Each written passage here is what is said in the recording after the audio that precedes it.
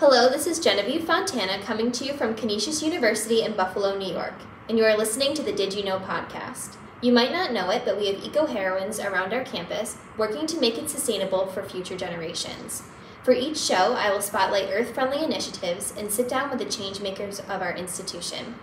Today we are spotlighting Shana Richardson, Director of the New Buffalo Institute at Canisius University. Shana is passionate about working in higher education with students from all walks of life.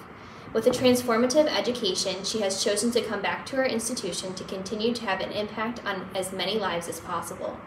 Shana is a long-term resident of the east side of Buffalo, and I cannot wait to see what she accomplishes in her new role.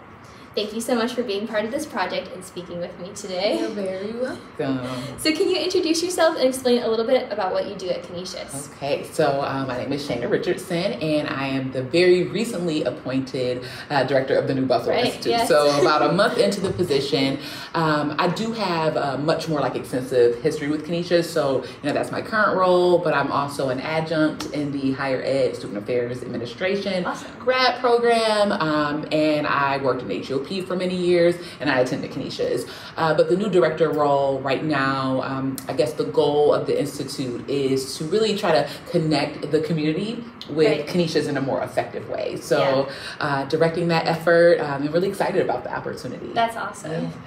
And what does your role entail as a director of the New Buffalo Institute? Yes, so very, transparent, still kind of learning and kind of figuring out exactly what the role will entail. Right. But really my, sort of how I envision it is trying to be kind of like a liaison. Sure. So sort of facilitating more authentic relationships between, the campus, so faculty, staff, students, of course, and then, the surrounding community. So organizations, faith-based, organizations, anything of that nature. And really my goal is to try to stay within the immediate, walkable distance of the college, right? Yeah. So not to say that we cannot establish relationships with all, of the east side, but I think for me to be more authentic and more intentional, we should kind of stay closer to campus. Sure. And so, in the role, I really envision, working with external partners to make Canisius more of a resource. Yeah. So that,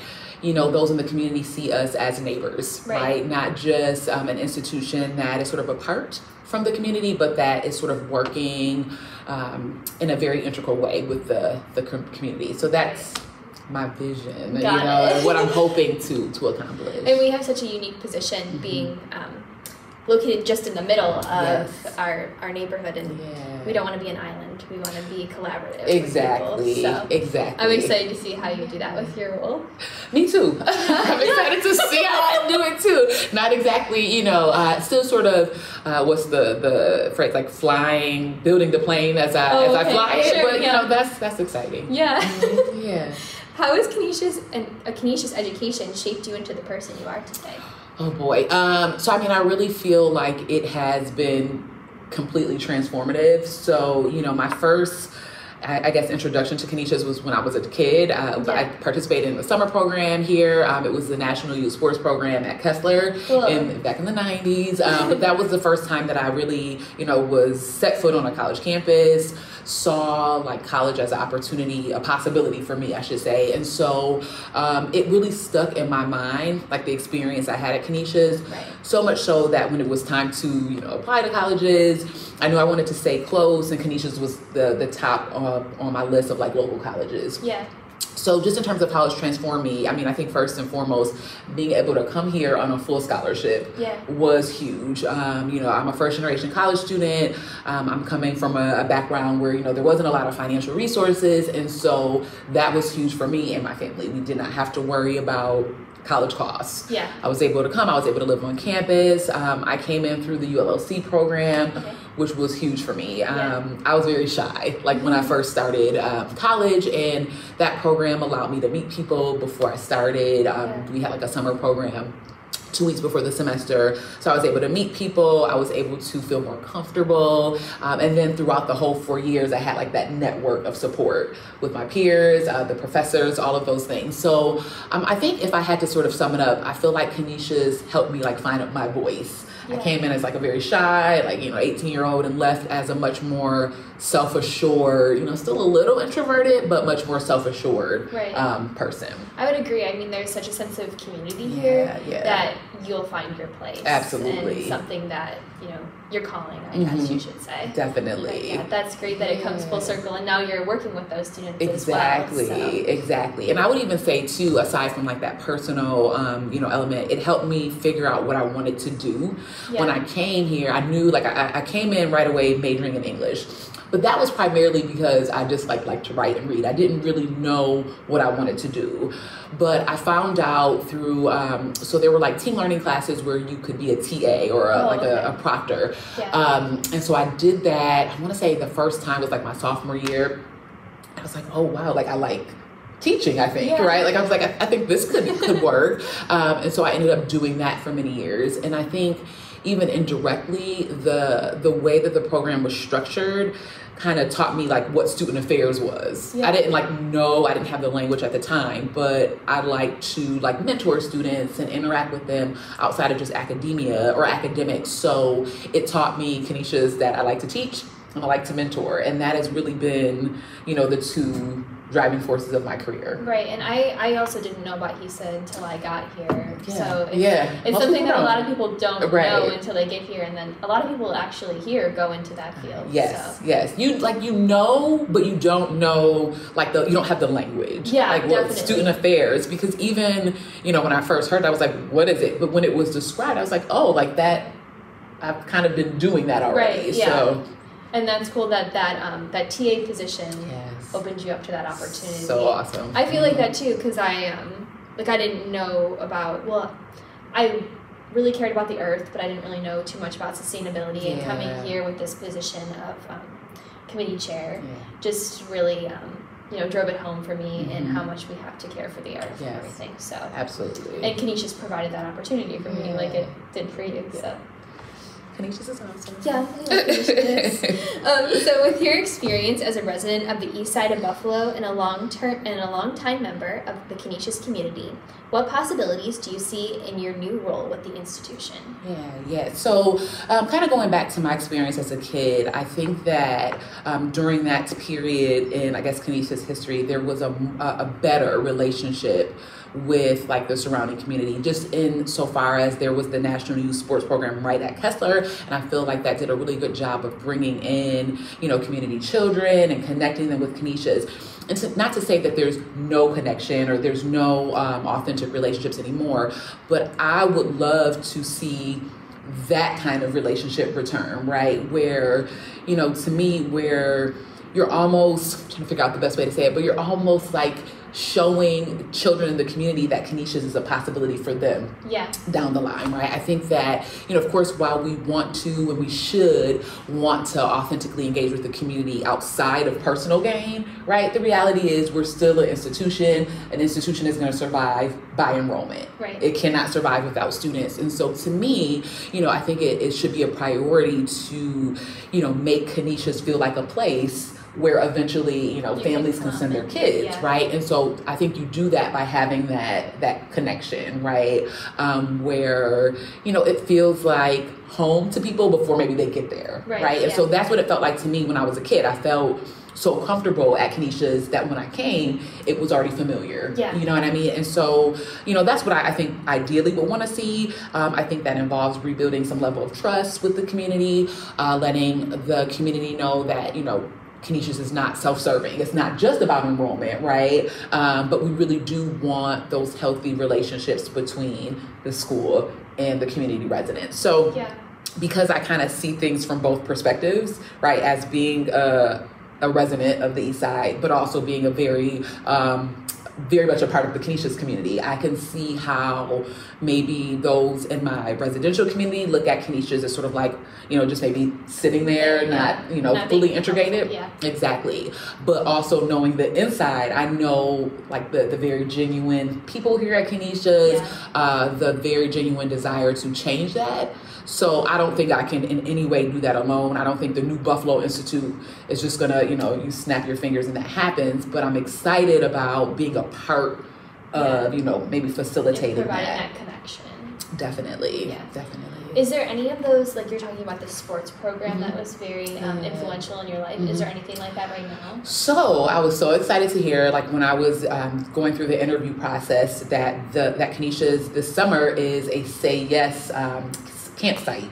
So right now there are about, I want to say maybe like 30 kids on campus like right now. The program started last Monday. Great. And so the Say Yes summer camps are, you know, across Buffalo. I think they're primarily for Buffalo public school students, but I do think it is opened up to like maybe charter school students as well. But it is typically like free summer camps for students for, I'm gonna say 6 weeks, and usually like 8 to 4-ish. And so there are kids here right now. And so that made me so happy, because I'm thinking like, okay, those kids are getting that same type of exposure to the campus. That they need, like you had. So that's really great. Yeah, so I'm like, okay, this is a, you know, it's a step in the right direction, because I don't know when the last time there was like that type of program here at Canisius. I know there's like summer programs every year, different, you know, things, but not Say Yes. This is the first, to my knowledge, the first year that camp has been here. Oh, okay, that's great.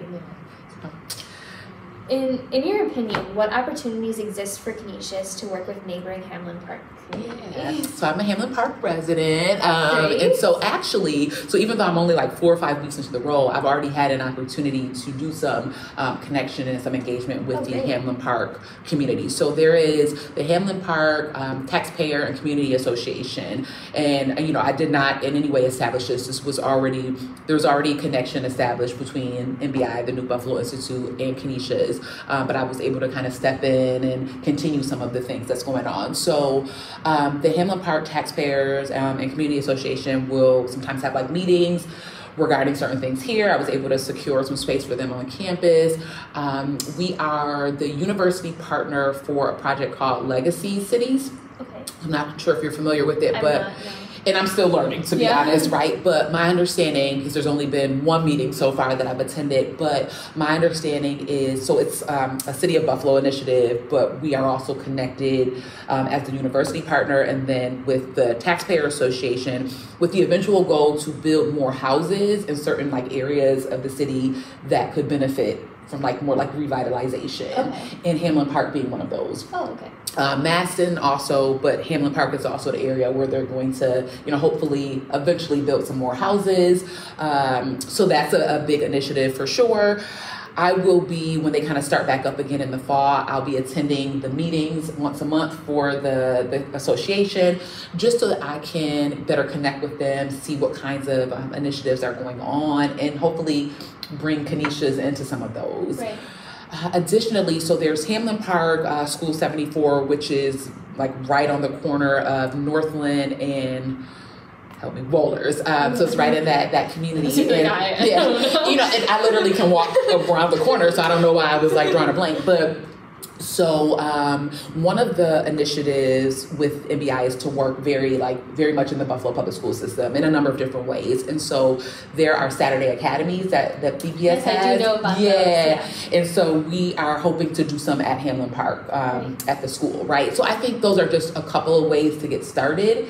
But I'm hoping that participating more regularly with the community association will improve those relationships. If they can see someone who is a part of the association, who is both a Canisius, you know, I guess, staff member, and then also a community resident, that might better facilitate some initiatives, some relationship building. And then you said you're a resident of Hamlin Park. Do you feel like this position has even made you closer to your hometown and everything? I think so. I mean, I feel like I was already in a mindset, I would say, like in the last, I mean, I feel like I've always been community oriented, but I would say, like you have that.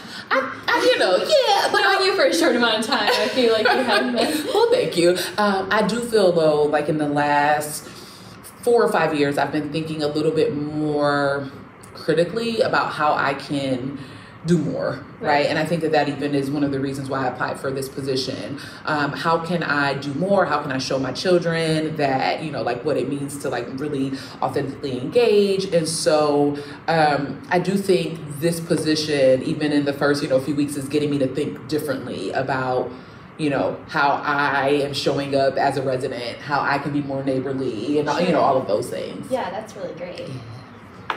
And then how do you see your position being an asset to the school moving toward a more sustainable future? Okay. Sustainability. So to be honest, while I know that more often than not, like when we use language, like the word sustainable or sustainability, we are talking primarily about like environmental concerns, right? Yeah.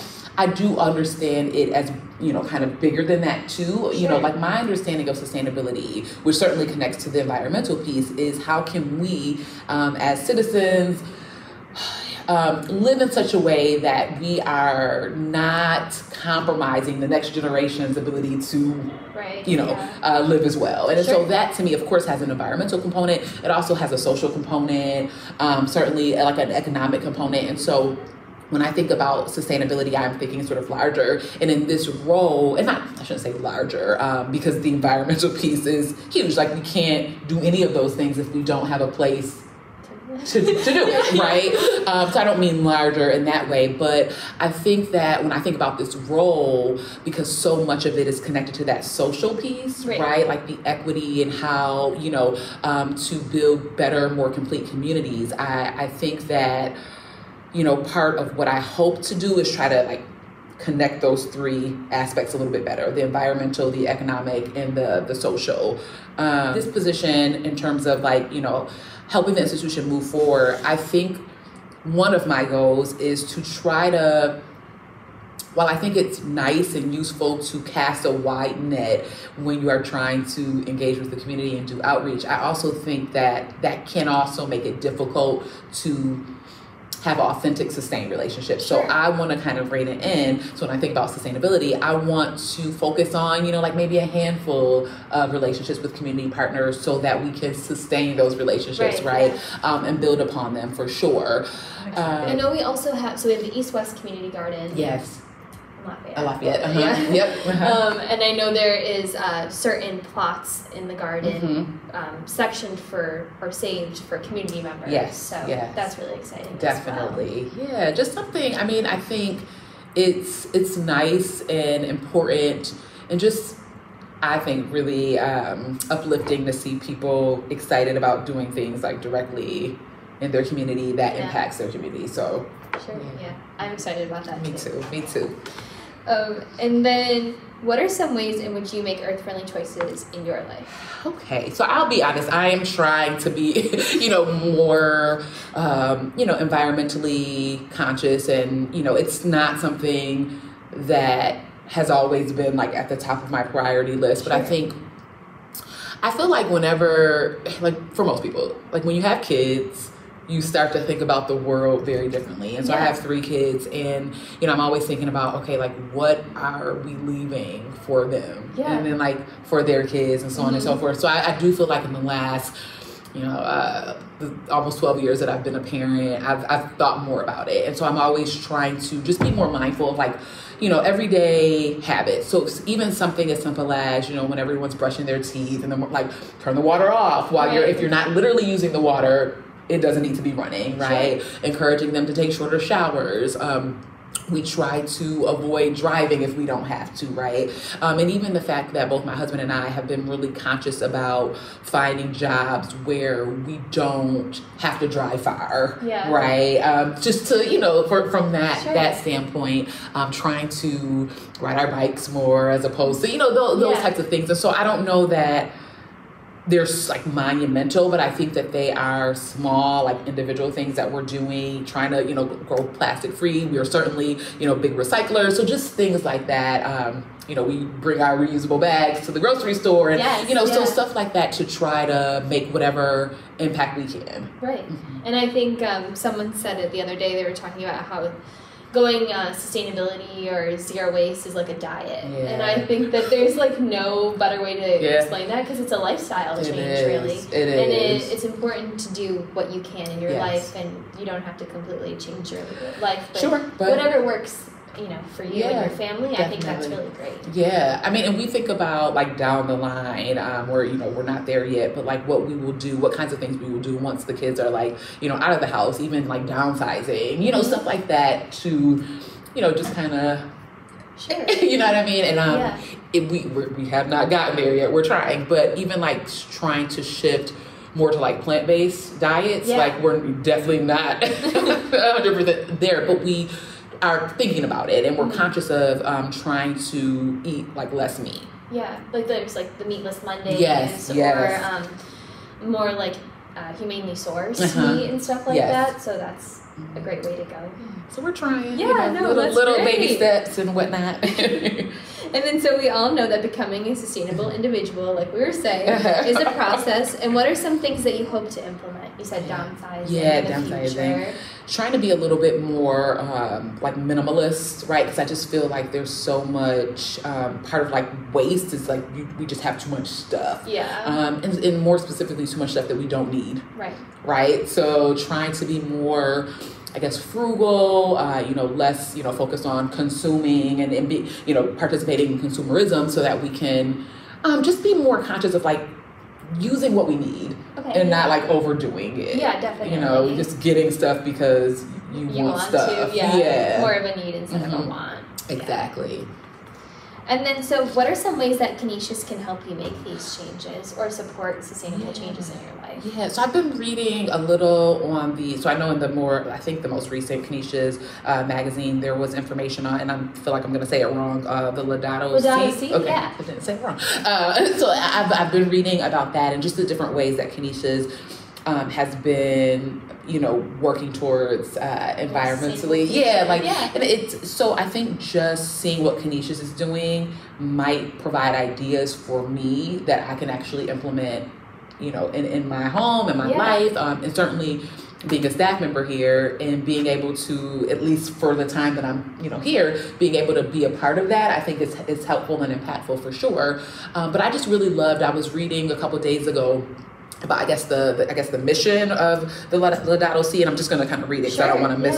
But to respond to the cry of the earth, the cry of the poor, foster ecological economics, adopt a sustainable lifestyle, offer ecological education, develop ecological spirituality, and support local communities. Like all of that, to me, I was like, that's almost, not verbatim, but that's what the New Buffalo Institute, that's a part, our mission as well, for sure. And so, thinking about this and participating, I'm sure, in this process. You should definitely be part of it. I will. I know, I spoke with Jimmy. Yes. So I do plan to be a part of that. And so I think that being a part of that will help not only impact the Canisius community, but also individually, me, and as well as the community around us. Yeah, and I think everyone's doing amazing things, like I was talking about, in their own little silos, and creating this bridge. Laudato Si is great because there's business faculty and there's science faculty, and just seeing what everyone's doing and bringing it together, and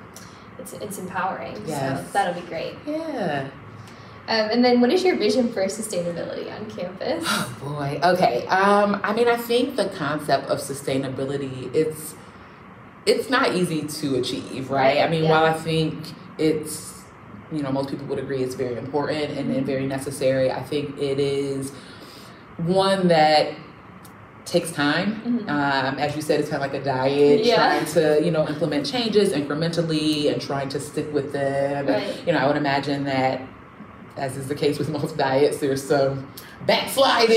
You got to kind of get yourself back on track and all of those things. And so, but my vision of sustainability on campus is one that, as I mentioned earlier, tries to incorporate all of those aspects. So certainly a focus on environmental, but one that also tries to incorporate social sustainability, economic sustainability, and one in which, because sometimes those three can kind of bump up against each other and make it difficult to achieve one because you're trying to achieve this other one, right?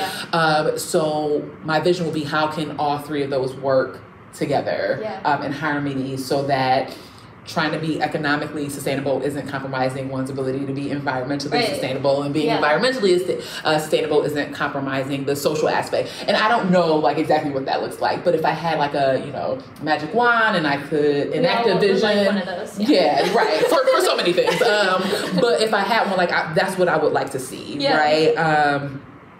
But if I'm being honest, for me, the social sustainability is I don't want to say it's more important than the others, because I don't think that, but I think that in some ways it's the basis for the others. Right, and fostering those relationships will help create that in the future. Yeah, like equity, social justice, education. To me, like when we have more harmony there, people are more apt to create harmony in those other areas. Right. When we're all like working together. So able to support each other. Absolutely.